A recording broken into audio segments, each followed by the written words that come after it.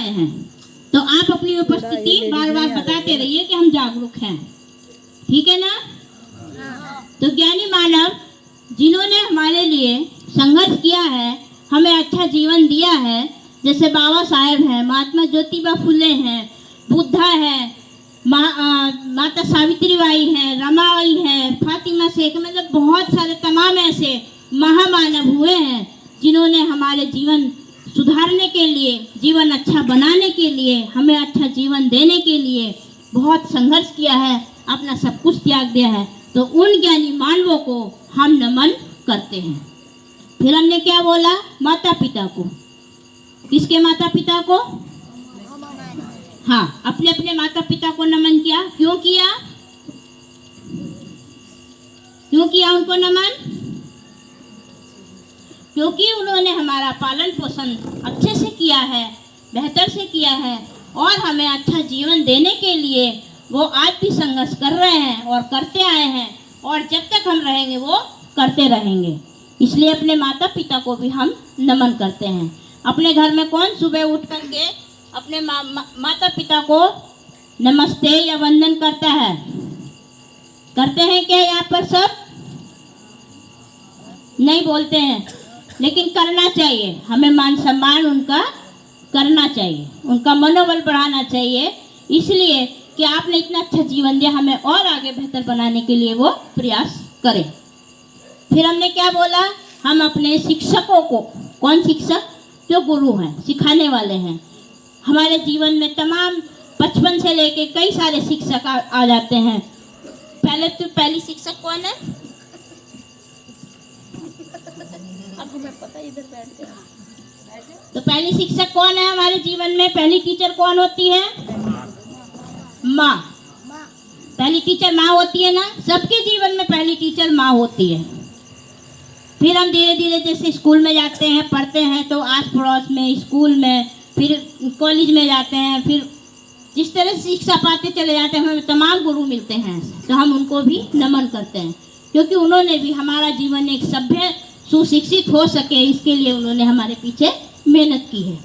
फिर हमने क्या किया, श्रमणों को नमन करता हूँ। कौन श्रमण है? श्रमण वो जो मेहनत करते हैं। दो तरह के श्रमण होते हैं, एक जो पेट की भूख के लिए मेहनत करते हैं, और एक जो बुद्धि के भोजन के लिए मेहनत करते हैं। बुद्धि का भोजन सुना है आज तक? नहीं ना? तो बुद्धि का भोजन क्या है? ज्ञान पाना, शिक्षा लेना, वो बुद्धि का भोजन है। अगर बुद्धि को भोजन ना मिले तो हमारी बुद्धि कैसी हो जाती है? बिल्कुल एकदम नष्ट हो जाती है, यानी हम जानवर की तरह जीवन जीते हैं, पता ही नहीं रहते कि क्या अच्छा और क्या बुरा हमारे जीवन में हो रहा है।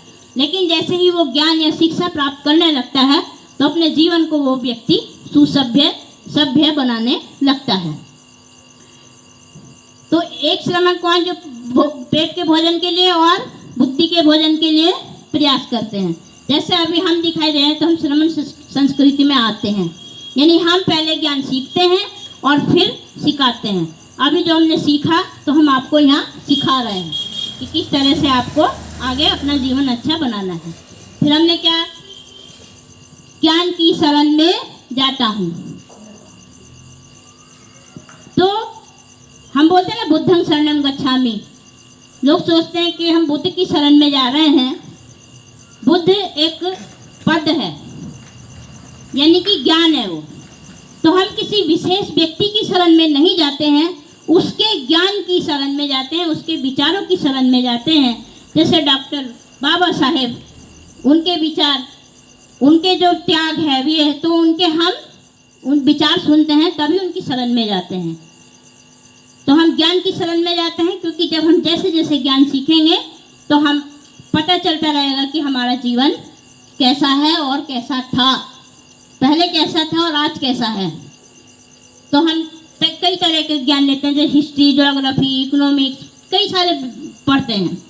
तो इसी तरह से धर्म का भी ज्ञान होता है। धर्म में भी मानव का जीवन कैसा होना चाहिए, मानवीय जीवन का व्यवहार कैसा होना चाहिए, ये सिखाया जाता है। जो बुद्ध की शिक्षाएं हैं, धर्म है, वो टोटल विज्ञानता पर आधारित है। प्राकृतिक नियमों पर आधारित है और मानव केंद्रित है। इसलिए मानव का व्यवहार दूसरे मानव के साथ कैसा होना चाहिए वो यहाँ सिखाया जाता है। ये किसी स्कूल में शिक्षा नहीं सिखाई जाती है कि एक मानव से हम कैसा व्यवहार करें, नहीं सिखाया जाता ना। बहुत तमाम तरह की शिक्षा सिखाई जाती है, लेकिन मानव से मानव को व्यवहार करना नहीं सिखाया जाता है। फिर हमने बोला धम्मं शरणं गच्छामि। अब आप ज्ञान सीख रहे हैं, तो ज्ञान कितने तरह के होते हैं? 2 तरह के। कौन कौन से? हाँ, एक अच्छा और एक बुरा। Very good. एक अच्छा और एक बुरा। तो हम उसमें संघर्ष करते हैं। कैसे संघर्ष करते हैं? कहाँ पे संघर्ष करते हैं? कहीं सड़क पे उतर के संघर्ष नहीं करते हैं, घर में भी नहीं करते हैं, यहाँ अपने चित्त में, अपने मस्तिष्क में करते हैं।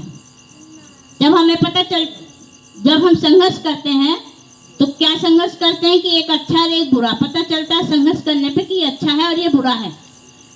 तो हम उसको अपनाने में संघर्ष करते हैं कि मैं कौन से रास्ते पे चलूं, इधर पे चलूं या इधर चलूं। अगर वो गलत रास्ते पे चलेगा तो फिर परिणाम भी उसको कल गलत ही मिलेगा, और वो अगर अच्छे रास्ते को अपनाएगा तो उसको परिणाम भी अच्छा ही मिलेगा। बराबर है ना?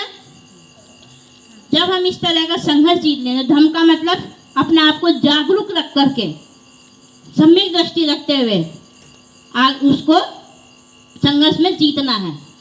तो जीतना कब? जब हम अच्छे मार्ग को या अच्छी बात को अपना लेते हैं, वहाँ हमारी जीत है।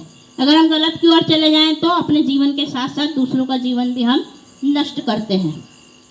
तो वहाँ हम जीत गए। फिर हमने बोला संघं शरणं गच्छामि। अब हम ज्ञान भी सीख गए, धम्म भी समझ गए, यानी कि हम अपने संघर्ष में जीत गए। तो अब हमारे अंदर करुणा मैत्री का निर्माण होता है। मैत्री करुणा का निर्माण होता है। मैत्री यानी हर रिश्ते को हम दोस्त की तरह देखते हैं, दुश्मन की तरह भूल जाते हैं कि कोई हमारा दुश्मन भी है। सब हमें अपने दोस्त लगते हैं, अच्छे लगते हैं, क्योंकि अपने आप में परिवर्तन हो गया ना। हर व्यक्ति जब अपने आप में परिवर्तन करने की ठान ले, परिवर्तन हो जाए, तो हम दूसरों को भी फिर कोशिश करते हैं कि वो भी ऐसा हो। तो जब हम अच्छे होंगे तो वो देख करके भी अच्छा होगा। तो मैत्री निर्माण हो गई। मैत्री निर्माण हो गई तो सामने वाले के अंदर भी मैत्री निर्माण हो गई। तो इस तरह से एक संघ बन जाता है। और सबसे पहला संघ हमारे समाज में कौन सा है? परिवार। परिवार में कई सदस्य होते हैं, लेकिन आए दिन छोटी मोटी बातों पर झगड़े होते रहते हैं। बोलते तो हैं एक दूसरे को हम बहुत प्यार करते हैं, लेकिन मैत्री नहीं रखते हैं। प्यार करने का मतलब ये नहीं कि जैसे गलत बात है। प्यार करने का मतलब उनसे मोह रखते हैं, स्वार्थ रखते हैं, उनसे आसक्ति रखते हैं और अपेक्षाएं रखते हैं। लेकिन जब मैत्री होगी तो हम केवल अपने कल्याण की तो सोचेंगे ही, साथ में दूसरे के कल्याण की भी सोचेंगे। कल्याण की भावना होगी कि इसका अच्छा हो, ये अच्छे रास्ते पर चले, ये अच्छी बात करे, सुख सभ्य हो। इस तरह से भावना हो जाएगी तो वही प्रयास हमारे होंगे कि इसका हमारे द्वारा अच्छा ही हो। जैसे एक पिता अपने पुत्र के लिए यही कोशिश करेगा, फिर जब मैत्री हो जाएगी कि एक दोस्त की तरह देखेगा, तो वो यही कोशिश करेगा कि ये मेरे लिए कुछ करे या ना करे, लेकिन मैं इसके अच्छे जीवन के लिए हमेशा वो प्रयास करूँगा कि इसके जीवन में दुख ना आए, मैं उससे बचाऊंगा।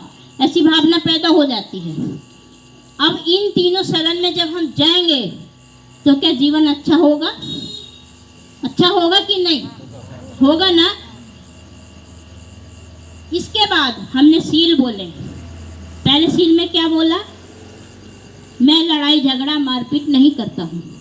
अक्सर हमें बताया जाता है पहले सील में कि मैं हिंसा नहीं करूँगा। किसकी हिंसा नहीं करूँगा? जीव जंतु की। जीव जंतुओं में कौन कौन आता है? आज पहली बार सुन रहे ना? हाँ? चलिए, तो जीव जंतु में अक्सर हम जब ऐसे कार्यक्रम लेते हैं, पूछते हैं बच्चों से, तो सारे गधे, घोड़े, भैंस, हाथी, पक्षी सब गिना लेते हैं, लेकिन मानव को भूल जाते हैं। जबकि मैंने पहले ही कहा कि जो बुद्ध का दम है वो मानव के लिए है। मानव भी जीव है कि नहीं है? तो जीवित प्राणी है, यानी मानव। तो हम हिंसा किसी बाहर करने नहीं जाते, किसी जानवर की या किसी को अक्सर मारते ही नहीं है। वैसे ही हम इग्नोर कर देते हैं प्यार से। लेकिन हिंसा रोज घर में करते हैं, गुस्सा करके, लड़ाई करके, एक दूसरे को मार पीट के, एक दूसरे को बुरा भला कह करके। होता है ना अक्सर हमारे घरों में ऐसा। कौन कौन झगड़ा करता है? हाथ उठाइए, कौन कौन झगड़ा करता है? मैं तो पहले करती थी, आज नहीं करती। तो आप में से कौन करता है? देखो सच बोलना है। आज एक सील लिया कि मैं झूठ नहीं बोलूंगा। तो कौन कौन झगड़ा करता है? सब करते हैं ना। बीच में से कुछ लोग हाथ नहीं उठे तो इसका मतलब वो झगड़ा नहीं करते हैं, अच्छे लोग हैं। झगड़ा करने वाले बुरे नहीं हैं, लेकिन परिस्थितियाँ कुछ ऐसी हो जाती है कि हम झगड़ा कर बैठते हैं। हाथ नीचे कर लीजिए। तो अब हम झगड़ा क्यों करते हैं? कभी सोचा आपने झगड़ा क्यों करते हैं? हम बताएगा कोई? क्यों बेटा झगड़ा क्यों करते हैं? झगड़ा क्यों करते हैं? क्योंकि हमें गुस्सा आता है। आता है ना गुस्सा?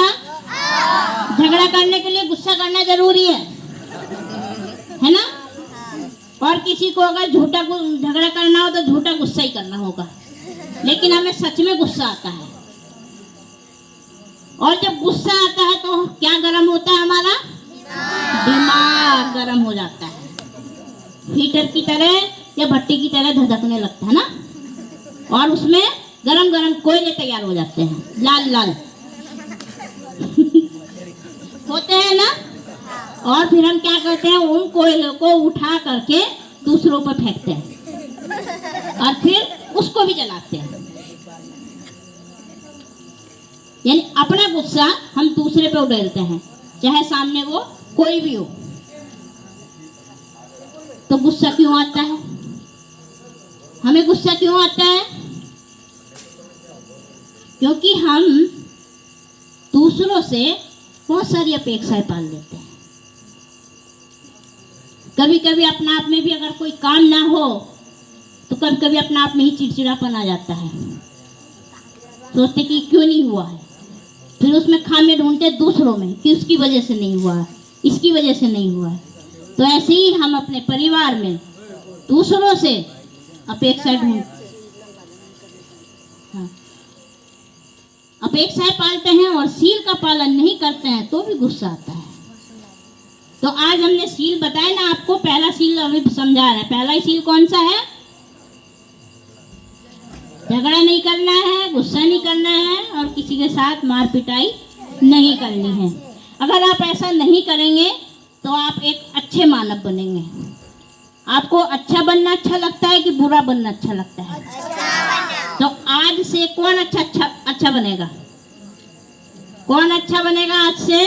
सब बच्चों ने हाथ उठाए। बच्चे तो अच्छा बनेंगे, लेकिन भाइयों में से, बहनों में से शायद कोई अच्छा नहीं बनना चाहता।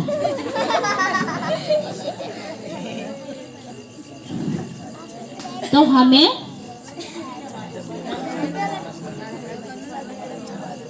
दूसरा बोला हमने, दूसरों की वस्तु जब हम बिना पूछे लेते हैं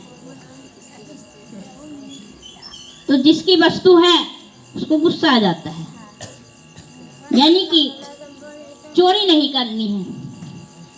अब चोरी करने बाहर तो कहीं जाते नहीं है, पहले घर में ही लेते हैं एक दूसरे की वस्तु।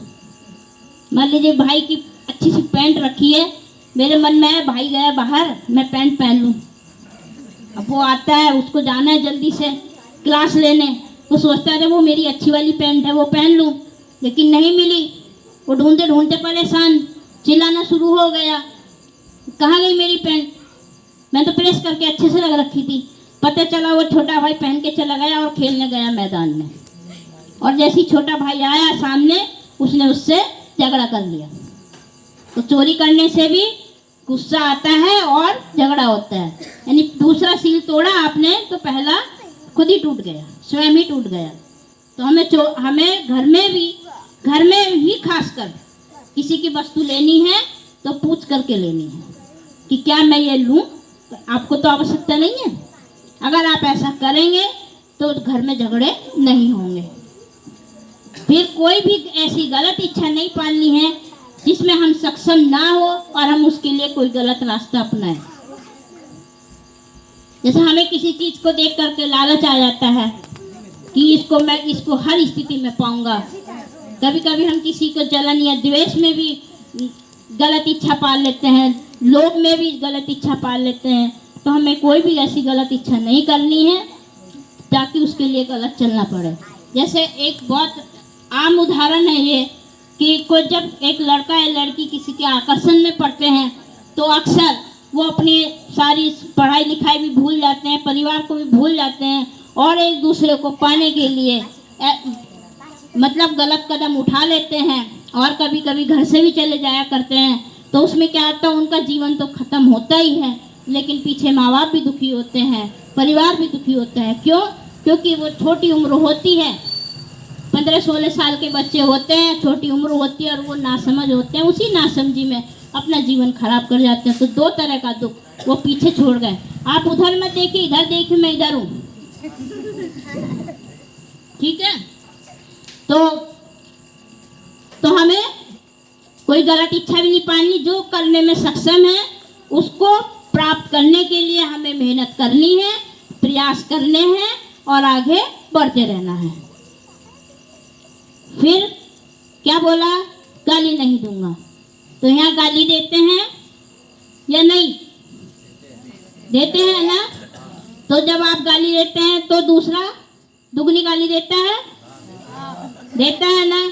फिर झगड़ा होता है, वो एक बोलता है, आप दो बोलते हैं, वो दो बोलता है तो आप चार बोलते हैं और झगड़ा फिर हो जाता है। तो गाली ऐसे अपशब्द हैं जो सामने वाले को बुरा लगता है। जब आपको बुरा लगता है तो सामने वाले को भी बुरा लगता है, तो गाली भी नहीं देनी है। ऐसे शब्दों का प्रयोग ही मत करो ना। जब आपके अंदर मैत्री करुणा हो जाएगी तो आप खुद ही छोड़ देंगे। लेकिन कैसे छोड़ेंगे? आज जिस हमने ये हिंदी में सील बोले हैं, रोज आपको अपने घर में बोलने हैं ऐसे ही, तो स्वयं ही परिवर्तन हो जाएगा। कोशिश करो कि हम अपने आप को बदलें। बदलेंगे कैसे? सील जब बोलेंगे। अगर कोई बुराई भी होगी तो वो खुद ही खत्म हो जाएगी। तो गाली नहीं देनी है। हम सोचते हैं कि झूठ बोल करके कोई भी काम आसानी से हो जाता है। ऐसा ही मानना है ना हमारा अक्सर कि झूठ बोलो और पता नहीं चलेगा किसी को और हमारा काम बन जाएगा। लेकिन क्या ऐसा होता है वास्तव में? नहीं होता ना। अगर हम सच बोल के उसको अच्छे से समझा देते हैं, बता देते हैं, तो हमारा काम बेहतर होता है और आगे की परेशानी खत्म हो जाती है। लेकिन अगर झूठ बोलते हैं तो उस एक झूठ को सच बनाए रखने के लिए 100,000 झूठ और बोलने पड़ते हैं। और एक दिल में ये भी डर रहता है कि कहीं किसी को पता न चल जाए कि मैंने ऐसा किया था और इसके कारण मैंने झूठ बोला था। लेकिन अचानक उसकी अपनी शांति खत्म हो गई। देखो, हर तरह से हम अपने चित्त को परेशान करते हैं झूठ बोल कर। मेरी शांति खत्म हो गई कि कहीं पता ना चल जाए दूसरे को। लेकिन अचानक जब दूसरे को पता चल जाए तो वो दूसरा उससे लड़ने गया, तुमने मेरे से झूठ बोला। हो सकता है आराम से बोले, लेकिन उसका विश्वास जीवन भर के लिए आपने खो दिया, खो जाएगा ना। और फिर जो वो आपके लिए पूरी तरह से समर्पित था, आपके लिए वो कोई भी काम करने के लिए उतारू था, फिर जल्दी से वो व्यक्ति तैयार नहीं होगा। तो इसलिए सच बोलने पर हो सकता है थोड़ा सा आपको अधिक प्रयास करने पड़े, लेकिन काम बेहतर होता है और हमेशा के लिए विश्वास बना रहता है। और आप आज एक काम कराएं, कल को 2 काम, 4 काम, आपकी दुगनी तरक्की और चौगनी तरक्की ऐसे ही होती रहेगी। तो इसलिए कोशिश ये करेंगे कि हम झूठ ना बोलें। फिर नशा, कौन कौन व्यक्ति नशा करते हैं? शराब का, बीड़ी का, सिगरेट का, है ऐसे यहाँ पर या नहीं करते हैं? वैसे तो अक्सर जब हम जाते हैं अपने समाज में तो अक्सर सभी लोग ऐसे मिलते हैं कि किसी न किसी का नशा करते ही है। कोई शराब का करता है, कोई सिगरेट का करता है, कोई बीड़ी का करता है, कोई गुटखा खाता है, कोई तम्बाकू खाता है, कोई खैनी खाता है, और कोई खाता नहीं है तो कोई सूंघने के द्वारा ही लेता है। होता है ना, नाक से भी सूंघ करके वो भी नशा होता है। तो जब हम नशा करते हैं किसी चीज़ का तो हम अपने मानसिक संतुलन का बैलेंस जो है वो खो देते हैं, संतुलन नहीं रहता है और उसमें अच्छा बुरा पता नहीं चलता है। लेकिन बोलते हैं कि जैसे एक शराबी शराब पी लेता है तो उसको दुनिया भर की बातें याद आ जाती हैं और वो सारी बोल देता है, तो अपनी नहीं दूसरों की। और इस बात पे फिर क्या बोलता है सुबह को, नशे में बोल दिया मैंने, नशे में मुझे पता नहीं चला, ऐसी बोलते हैं ना। बोलते हैं कि अपना कोई काम करवाना हो तो नशा कर लें, किसी को बुरा कहना हो तो नशा कर लें, किसी को गाली देनी हो तो नशा कर लें। ये अक्सर ऐसी सोच रखते हैं, लेकिन हमारा भी तो बिगड़ता है उसमें। क्या बिगड़ता है, कभी सोचा है क्या बिगड़ता है? क्या बिगड़ता है नशा करने से? पहले तो स्वास्थ्य बिगड़ता है, किसका? अपना।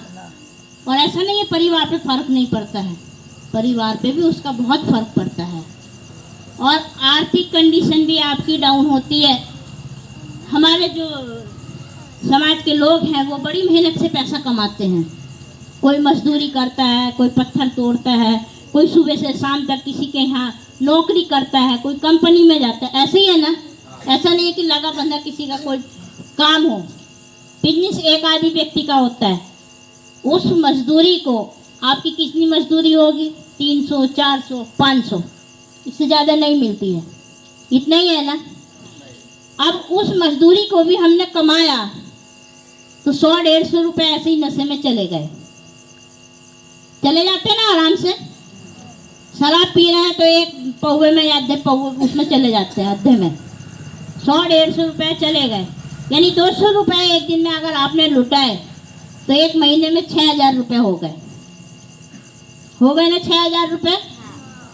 अब मान लीजिए चलिए आप दारू नहीं पी रहे हैं, तम्बाकू सिगरेट या ऐसी क्या, सिगरेट तो बहुत महंगी महंगी आ रही है आजकल, पता नहीं कितने कितने की भी आ रही हैं।